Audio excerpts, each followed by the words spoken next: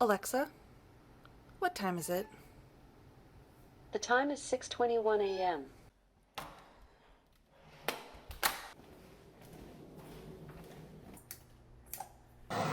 Surprise! I'm going on a writing retreat.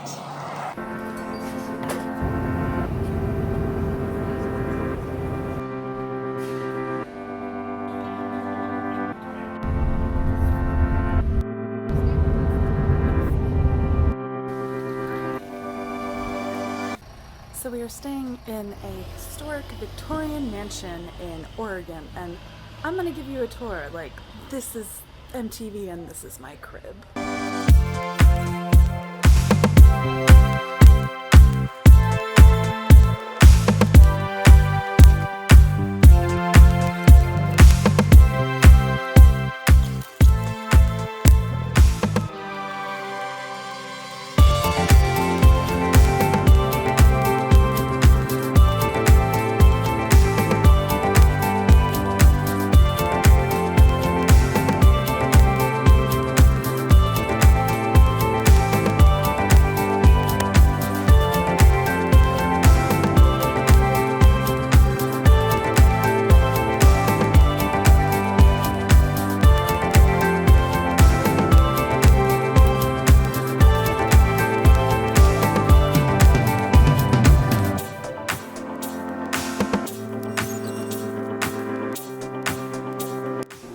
State-of-the-art toilet, weird.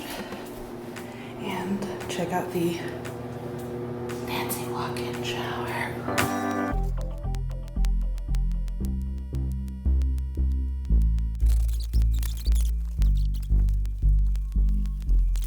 Ooh, I'm in here. Check it out. I love the skylights and the eaved roof. Definitely an addition. Country. I just love that they really like shoes, whoever owns this house.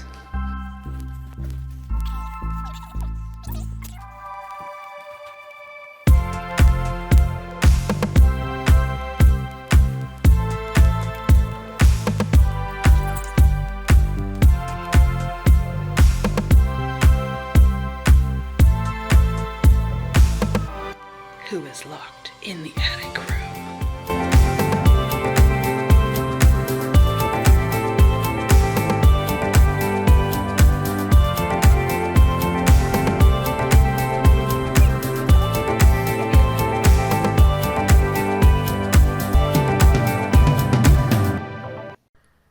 Hey guys, welcome to my combination reading and writing vlog. Because, surprise, I'm on a retreat. It's a last minute thing that came up that I was invited to and that I was more than happy to go on. And y'all seem to like my last reading vlog, so we're gonna keep on keeping on, but like this isn't themed or anything. I'll just kind of vlog about my writing and vlog about what I am currently reading. As you just saw, I am staying in a fabulous Victorian mansion, which is probably haunted, with 7 other fabulous writers. I don't like putting other people on the vlog spot because even I'm not fully comfortable with vlogging yet. So if they want to be in the vlog, I will include people who are with me on the retreat on the vlog. But otherwise, I just want to enjoy my time with fellow writers as normal fellow writers and not as the weird girl who vlogs for YouTube. So you will definitely get my personal updates, but we'll see how much of like the group I include. But fabulous, spooky Victorian mansion, and this is my room. I'm in the attic like a good little orphan who's been banished to the eaves. It's such a cliche. So the wonderful professional writers I'm with actually started working last night because, like I said, they're professionals. I didn't think we'd do anything last night, but we did. We did like an hour of writing time by candlelight, and I didn't do much, but I did revise my first chapter and I wrote 126 words. Big word counts coming from me. But no, that was good because this is a new project. came to me like 2 weeks ago. Like, I had the idea for this book, the idea for the twist. The twist came to me first, and I had it months and months ago, but a twist is not a plot. But I finally figured out my plot 2 weeks ago, and it literally came to me at 1 in the morning, and I was like, aha, I have something to write on this retreat, because I was invited on this retreat like 4 days before that, and I was like, I'm gonna go, I just don't know what I'm gonna work on. So I am working on another YA thriller, though it's like a mystery suspense novel. And so I'm feeling my way through Act 1. I wrote part of Chapter 1 and part of Chapter 2 before I came here, about 2,500 words. And my goal for this retreat is just to kind of feel my way through the beginning of this book, brainstorm, research, develop it. I've actually had a really good morning. It is about 11 o'clock now, but I actually woke up at 8 o'clock like a grown-up, had coffee, and wrote for about an hour and a half, and I got 855 words, which is a pretty solid morning for me, and I'm just gonna fill out the afternoon and see how it goes. Switching sides so I can talk about this book. So I started To Can Keep a Secret about a week ago, actually, and I've been kind of slowly working my way through it, not because I'm not interested in it, but because it is a small town secrets thriller, and I am working on a small town secrets thriller. So the first, I'm on page 105 now, but the first 50 or 60 pages, I actually had a moment of should I be reading this? And ultimately I decided that I should be reading this so that I avoid anything that's in this that I might be tempted to do in mine. And indeed, I actually think it speaks to the idea that it's really common, more common than you think, for writers to kind of operate on a hive mind and land upon similar things, especially in particular genres with tropes. Several of the things I was thinking of doing in mine, Karen does in this, and it's a complete coincidence. It's just the beast of the genre. There are simply only so many ways you can take a small town secrets thriller trope novel. There are things that you do in them because people like it. So there are a few things where I'm like, okay, I can either do the same thing knowing the rest of the book is completely different, because the crux of my book is completely different from this one, or I can make small adjustments just in case. So as I said, I'm on page 105, and To Can Keep a Secret is about a girl named Ellery. She moves to a small town in Vermont to live with her grandmother, with her twin brother Ezra, after their mother has gone into rehab. So they move in with their grandmother, and the town has a history. The town has secrets. Her mother herself, her twin sister Sara, went missing 20 years ago, and the only time since high school her mother ever returned to the town was a few years ago, when a girl named Lacey was found murdered at Murderland, the very meta name of the fall Fright Night carnival that comes to town every year. It has since changed its name, but ominous signs start showing up as soon as Ellery gets to town about how there's going to be another homecoming queen murder this year. It's dual POV, Ellery, and the other one is Malcolm, who is the younger brother of Declan, who was the boyfriend of Lacey, who is suspected of being the person who murdered her, but he was never convicted. He just left town, but now he's back, as well as many other people from the town's history, so everyone is a suspect. I adore small town secrets thrillers. I've read plenty of them in adult. Another really good one that I recommend in adult is All the Missing Girls by Megan Miranda. That was a really good one. And so I already love the vibe of this one, and of course, I'm writing one myself, though very, very different. And now I must go get another cup of coffee and get back to work.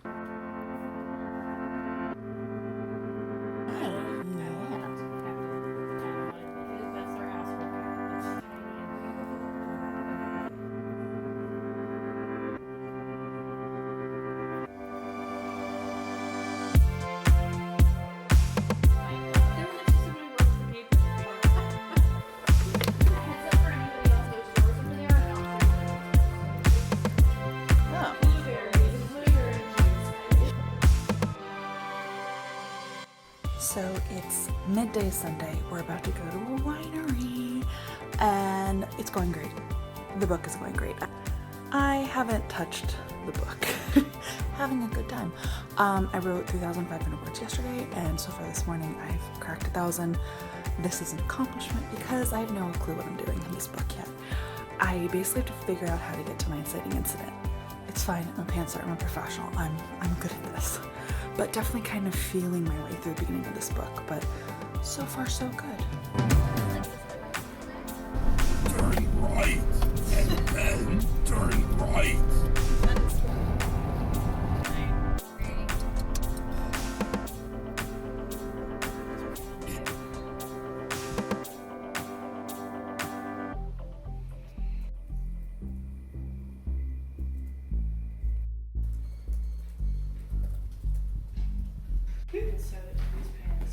Good mom. All right, it's Tuesday, the last day, all done. I wrote 10,214 words, and collectively as a group we wrote 106,000 words, which is a whole book. Imagine if we put all of them together, how weird it would be. Really good, productive writing retreat, and now I'm heading to the airport.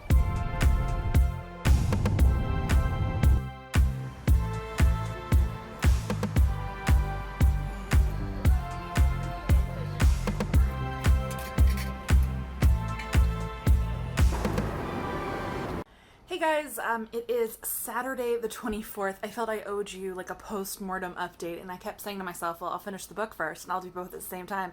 And your girl has not finished the book yet. I'm almost done too. I read a lot on the plane. But writing update or writing postmortem, the retreat obviously went really, really well. But for me, it wasn't even just about the word count, though I wrote a lot of words. I wrote 10,000 words. I feel like I've trained myself to be effective on writing retreats, which is great for the future. And hopefully skills I can apply to my normal writing life as well, just sitting down and getting words. But what was particularly interesting for me was just, this was the most I've done of pure discovery writing in several books. I thought I knew what was going on, but on day one, I wrote the beats I had planned, and then the next 2 days, I was pantsing as I have pantsed before, but have not pantsed in a while. And I feel both exhilarated and a little bit lost, to be perfectly honest. Exhilarated by it because it is fun to just be I want to write 3,000 words. What are those gonna be? And then you create scenarios on the page that give you words, but not useless words. They still have to be effective, meaningful words. But I feel lost too, because it's the first high school set book I have written since my first ever novel, and I had forgotten how much of it feels like setup. So I feel like I have 12,000 words of setup, and where I'm kind of pausing right now and thinking, and I already have some, I won't call them revision plans because I'm just adding words, it's still drafting, for those first couple of chapters, because where I'm worried about my pacing, basically, because I'm at 12,200 words and I'm still not at the murder yet, and I feel like not every book has to have a murder right in the beginning, but I still feel like I should be on track for killing someone, as one does. And so I'm thinking about what I can weave into the first couple of chapters that I've already done that adds to spookiness, that is foreshadowing, that gives the reader a sense that something is coming. So that's what I am kind of brainstorming and working on right now. I'm not on a particular deadline for this book, honestly. It's just the fun next thing I'm writing. I wanted something to write on the retreat, so I'm going to take my time and kind of feel my way through Act 1. I think I have enough for a synopsis, which is always a great feeling, so I'm going to continue to work on Act 1 up to the inciting incident, which, well, not really the inciting incident. It's going to be more like the break into two, the person dying. I have a different inciting incident, one could argue.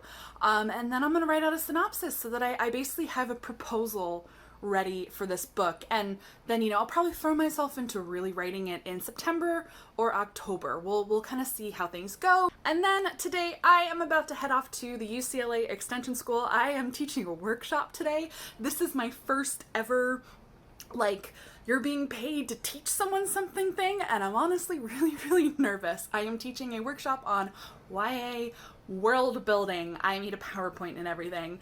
I'm genuinely nervous, and you're like, why? World building is a really intimidating topic for me. I don't think of it as one of my strengths, but I was so flattered to be asked. You don't turn down teaching at UCLA, at the UCLA Extension program, which is a really well-respected program out here. They have a lot of creative writing classes, so I'm off to do that for the day.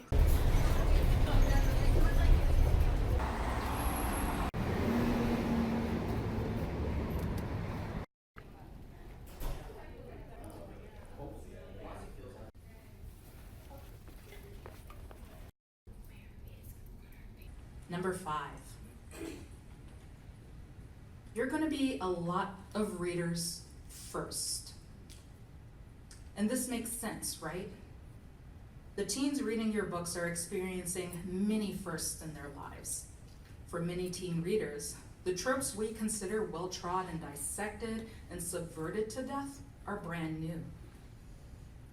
Your book is going to be someone's first star-crossed love.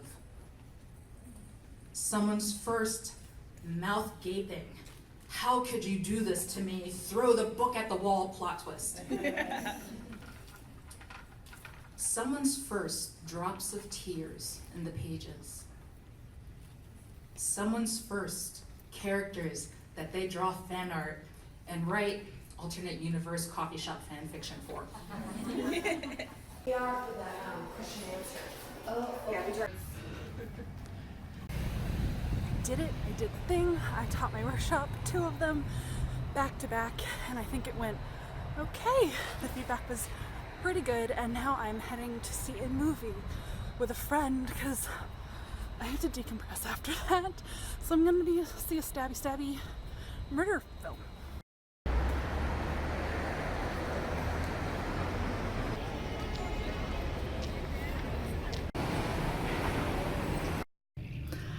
I finally finished Two Can Keep a Secret. It is Thursday the 29th. Took my darn time. I just got into like this really weird, it was like a mini reading slump where it's like, it's not like I didn't want to read the book, but I did want to focus on like my writing and my own book brainstorming. Like this is what's tricky about working on your own books and reading at the same time. And like sometimes it goes and sometimes it doesn't.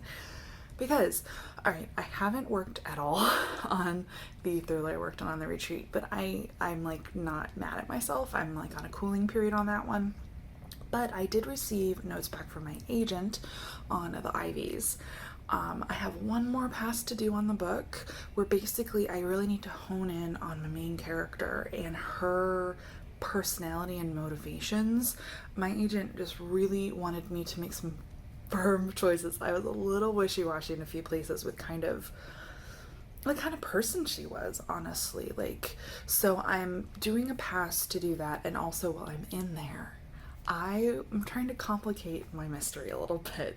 I feel like this is my last chance before other people really see it to make things harder to guess, basically. So I'm in one section right now and I'm like massaging it a little. I started last night and like took a pause because it was like of complicating things a little bit right in Act 2, just to raise some suspicions about a new person, because like that's one thing where I'm like, is this mystery complicated enough? Is it easy to guess? If it is easy to guess, does it still deliver a good reading experience? But also maybe it shouldn't be as easy to guess. But Two Can Keep a Secret. I think the thing that Karen McManus is really, really good at, and in fairness, I just love a good third act thriller. She does good acts in her third acts in her thrillers. Like, once I like got my butt in bed last night, it was like, you're finishing this book because you want to finish this book. I was flipping those pages. Had some really good twists, very satisfying. I did kind of guess all the twists, but not like right away, like not in the very beginning, but like as I got into the middle of the book, I started like mapping out what I was pretty sure all of the twists and complications were, and I was correct about every single one of them, but it was still a good reading experience. I just like the feel of small town secrets thrillers. I like kind of the family legacy type stuff. And Two Can Keep a Secret really reminded me, it really literally is like a YA version of an adult small town secrets book. So if you like that kind of book, I definitely recommend it. Next, I'm auditioning my next read.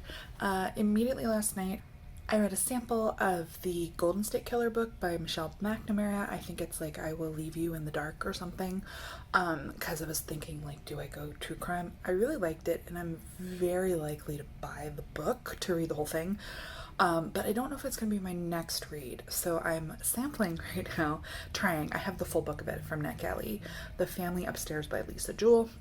I've read like 10% of it, and I'm thinking I'm probably just going to continue unless it really like I lose interest.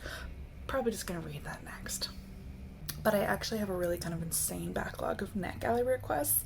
I got behind because of my hype thriller reading vlog, so I feel like I really need to work through my NetGalley queue. So most likely I'm gonna burn through a bunch of those next.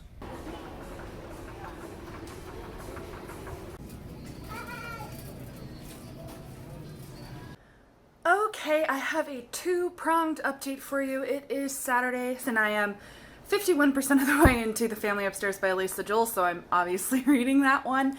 And I finished my revision of The Ivies, my first thriller. So my agent gave me notes, and they were pretty minor. They were very targeted and specific, and it was a very quick, clean pass. I only did 3 revision sessions. Each one was less than an hour, just working through specific spots on character motivation and the mystery, and it's done. I did additional stuff that my agent didn't even mention, just you always have those little things that have niggled at you throughout the drafting and revision process of oh, I should do X, and you just don't until you do. So I did a few of those things. And so The Family Upstairs by Elizas Jewell. I've never read a Elizas Jewell book before. Apparently she's a best-selling author who has a bunch of different titles, and once I saw her cover and her name, I'm I feel like I've seen her books before. So far I'm really liking my reading experience. Her writing style is really it's what I call standard British thriller. I can tell she's British, not just because it's set there, but there's something nice and tight about the language and the character work and the tension. And it's told in 3 POVs. 2 of them are third person, 2 different women, Libby and Lucy. Libby just turned 25. And on her 25th birthday, Libby finds out that she's the heir to something. She goes to a solicitor to meet with him, and he informs her that she has inherited a house on Cheyne Walk in Chelsea. This is one of the richest neighborhoods in London, and she knew she was adopted, but she didn't know anything about the circumstances of her birth. And it turns out something terrible happened in the house where she was born, and she was found when she was almost a year old, after her parents and a mysterious third man committed suicide. And there were rumors that they were part of a cult, that a cult was in the house where she grew up. And her parents had teenage children who disappeared and have never been heard from again. So then you also have Lucy, who is 38 years old, and she's living in France with her 2 young children, and she's homeless. She mostly lives rough on the street. She plays a fiddle to make money, and you're tracking her progress. She gets a text that says the baby is 25, so you know she's connected to the whole thing, but you don't know how. She's trying to get back to England. And then you have Henry's point of view. So it's in first person, but it's looking back on the past. So you know that he's an adult when he's telling you this stuff, but he's reflecting on his childhood through, I assume, to his teenagehood. I haven't gotten that far. He's only 13 right now, of living in the house. He is presumably Libby's older brother, and it starts when he's 11, and as I mentioned, I'm at 51% and he's 13, and it's about these weird people who came to his house, and how his whole family fell apart and lost all their money. So you're basically following the past story through Henry's point of view, and then the present story through Libby and Lucy.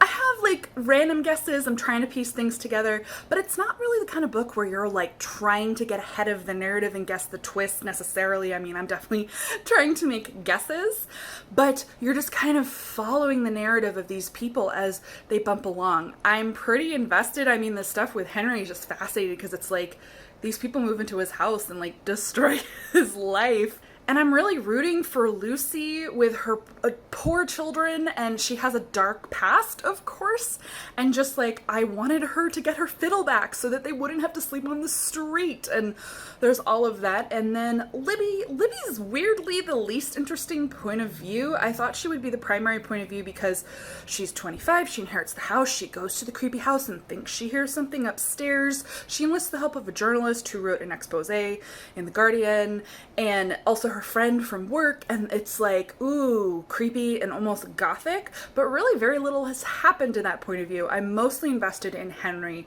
and Lucy as of right now. So I'll give you another update when I get a little bit further, but as always, I will keep it spoiler free. If you want to hear my full thoughts on any book, look for my reading wrap up later. Hey guys, I finished The Family Upstairs, and sorry I have the fan on because it's hot AF, so I'm going to talk louder to hopefully overpower it, make up for it. Normally I don't shout at my phone when I film these, but Family Upstairs finished it. Really solid 4-star read. I would describe it less thriller, more suspense, meaning like there was nothing about the twists and turns that were like gripping me in the sense of like there wasn't like deep psychological pathos to the characters I was following, and I wasn't like, what's the high stakes twist? It was more like a not slow, but like a creeping suspense of, you know, effed up stuff is in the backstory here, possibly in the current story, and you're reading to kind of figure out what all of the family secrets are and connect all of the dots. So ultimately, it was a good, solid read. I'm getting a real feel as I read more and more of the British thrillers versus the American thrillers. The British ones all feel, I mean, they're not cozy because cozy, you know, cozy mysteries are a very specific thing. They're not cozy, but they have, I keep saying domestic, even when they're not literally domestic suspense, but there's something kind of like a more settled suspense feel that I'm getting out of most of the British ones. And they're a good read, but they're not quite the same as the more like high stakes, tense thrillers. So you kind of have to go in expecting that.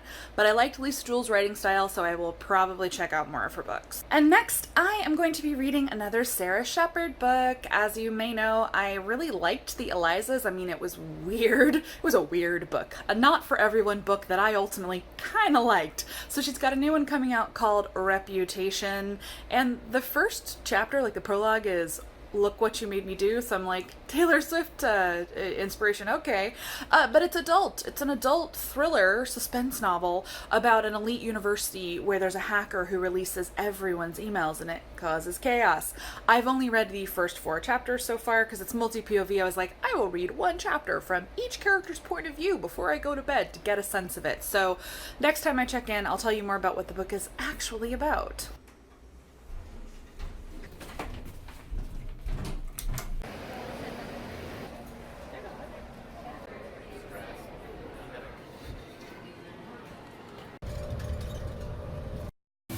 I finally made it to frickin' Florida after my flight was canceled not once but twice, but I'm here, the hotel. I am totally getting in that pool. I am here with Lainey. Hey Lainey. And I'm starving and I'm on California time and I don't know where I am. And it's hot as an armpit, so yeah, I'm here at BookNet Fest. I should have said that, I never said that, so yeah, that's where I am. Cheers. Drinking. We're the only ones at the hotel. Just got a box of ARCs. It's huge, and I unpacked 10 and I'm barely making a dent, so guess I'm giving away a ton of ARCs at BookNet Fest. Okay, yeah, I'm giving away a ton of ARCs. 40 of them.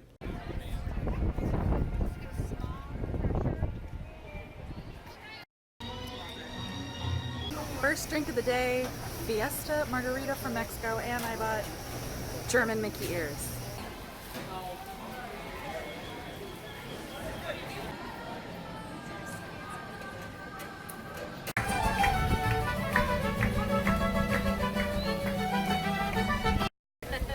Moving on to Switzerland and Vine.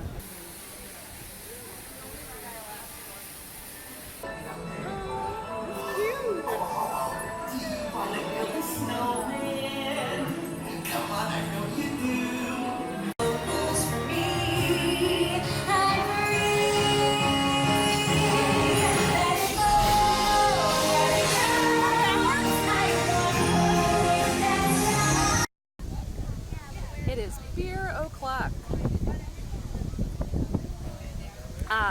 Willkommen aus Deutschland. Or auf Deutschland? I don't know, I can speak German, it's fine.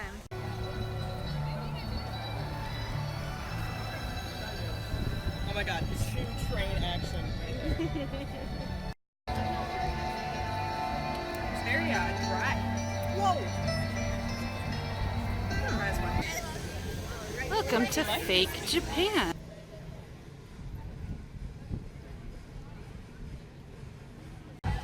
Hummus, fries, ooh, and sangria. Sam, say hi. Yeah.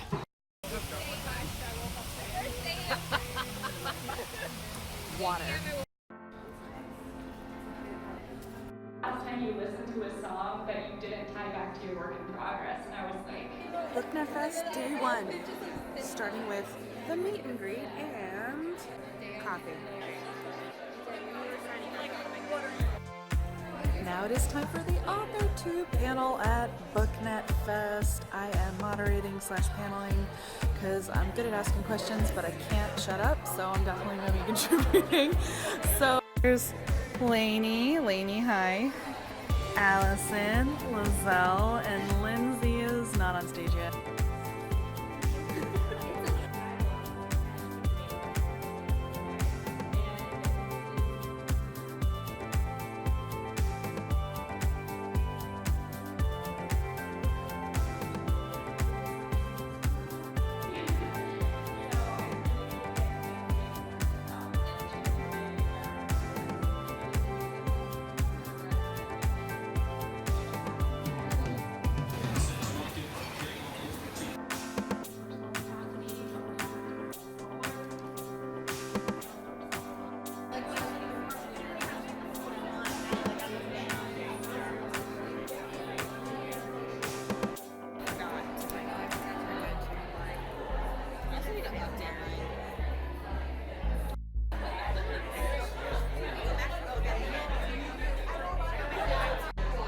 It's signing time. I'm trying to give away the last of my arcs, and I'm here with Emily. We'll sit here by ourselves. It's gonna be totally fine because we're like very cool authors.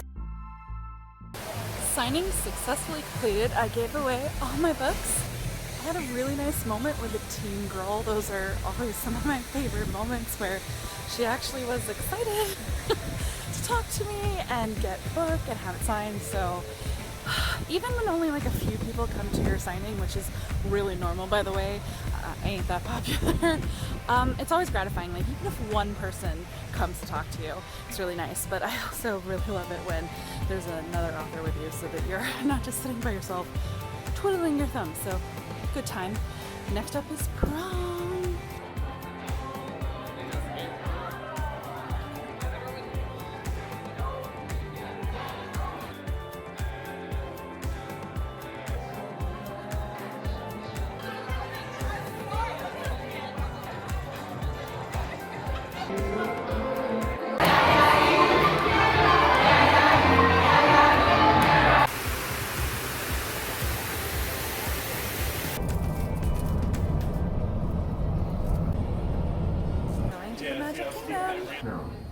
For your safety, please stay where you are.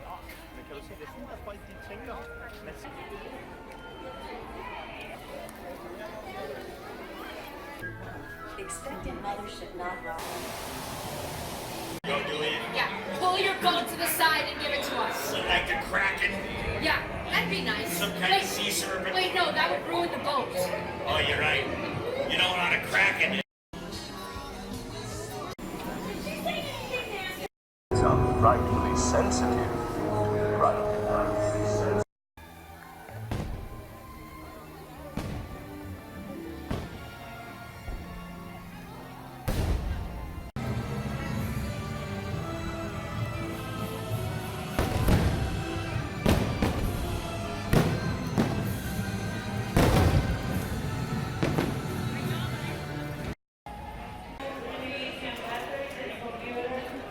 It is Saturday the 14th. Hi. This is your first check-in from me since BookNet Fest. I think the last week is a delirious blur because I caught the plague at BookNet Fest. I got really sick after Florida. It like hit me at the airport. I was just about to board my plane and then I was that jerk on the plane who was sick. I felt like such a dick, but like I had to get home. So I was like popping cough drops and like sniffling into a tissue, and I was so sick I missed work the next day, which never happens. So long story short, I finished Reputation by Sara Shepard on the plane. Really good compulsive read if you like Pretty Little Liars, that kind of thing, like, you know, rich people with secrets. This is that, but grown up. It's a bunch of housewives in a swanky suburb and an Ivy League and a hack and murder and secrets. And I started reading a new book immediately, which is All Our Twisted Secrets by Diana Urban. This is a YA locked room mystery. where a group of seniors are invited to a scholarship dinner, and when they arrive they discover it's all a lie, and they pull up the lid of a serving dish and there's a bomb inside and a note and a syringe of poison, and it says, "Kill one of you must die in the next hour or you all die." And it's like a countdown, and it goes back and forth between the last hour in the room and the past as you're trying to like put together like, who would do this? What's going on? So I'm about 30% into that now. And just because the point of vlogs is so that you know things about my life, I should let you know you're going to get this vlog later than I had anticipated, because the winner of the Darwin Award for the week is me, who knocked an entire glass of Diet Coke onto her desktop last night. Entire glass of Diet Coke went inside my computer. It died immediately. I dropped it off at the repair shop today, and I actually got good news about an hour ago that my data, my graphics card, my memory, all fine. The motherboard is fried, as is the fan, but they can replace it, and data's fine. Like, I was worried about the data. So they can replace it and fix it up, and I will get it back, and then I will never keep a glass of Diet Coke next to it ever again. But it means that this vlog is held hostage on my desktop. I'm filming this last part now, obviously, but it's not on my desktop yet. Now you know that I edit my vlogs as I go, because otherwise I don't think I would make it. These things actually take a really long time to edit. So as soon as I get that computer back, I will put these last bits and pieces on it and edit the 110 clips from BookNet Fest. Kill me. Why did I film so much? And they're all going to be tiny clips, and so you won't even notice that there were 110 of them. Okay, I did it again. It's been almost 2 weeks, but it's because my desktop was at the desktop hospital. Everything turned out fine. They saved my computer. I got a hard drive update, brought it home, and then didn't really want to edit those 110 clips for the past couple of days, but I finally did it. And in the meantime, I've read a bunch of books, so we're gonna close out this vlog talking about the last couple books I read, what I'm reading now, and then we're gonna post this. Really, it's kind of interesting giving you a bit of a longer period of time for a vlog. I started this in mid-August, and now it's almost October. Let me know down below in the comments what you think about me doing like a vlog over a longer period of time and like putting it all together. Mostly this fit with the rhythms of the events that I was doing and also the reading. I haven't read as much as I'd like, partly because of the events. Like, I think I've only read 5 books in the course of this reading vlog, so I finished all of our Twisted Secrets, had a really good twist ending. I guessed like a fraction of one of the twists. I guessed half of one of the twists, but I was pleasantly surprised because I hadn't nailed it. And then there was another twist I totally didn't guess. So it was one that had a very rewarding ending. I was really satisfied with how everything wrapped up. And then I binge watched Unbelievable on Netflix the weekend that my poor computer went to the computer hospital.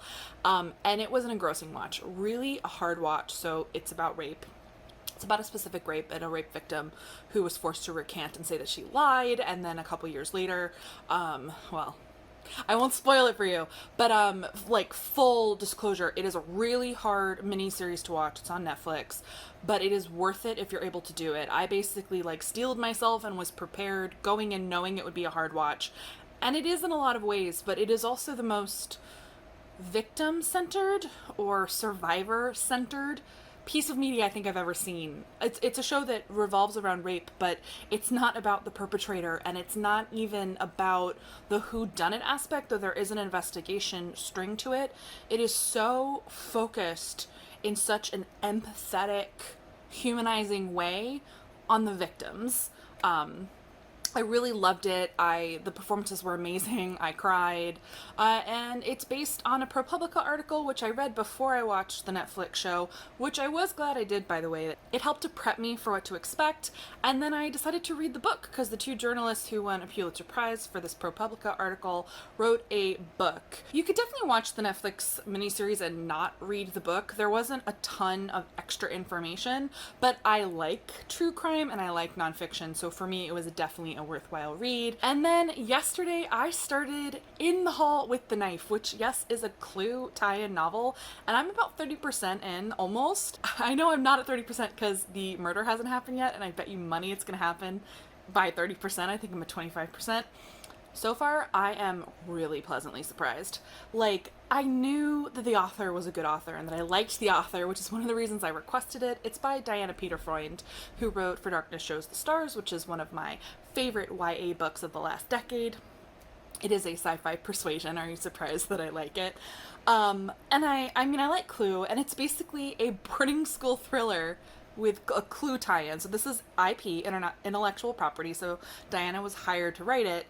So I went in knowing I liked the author and the IP property was interesting to me, but so far it's exceeded all of my expectations. Like, I like the cast and characters, and so far there haven't been obnoxious nods to the movie or the board game. Like, I want them to be there, but I don't want them to be overpowering.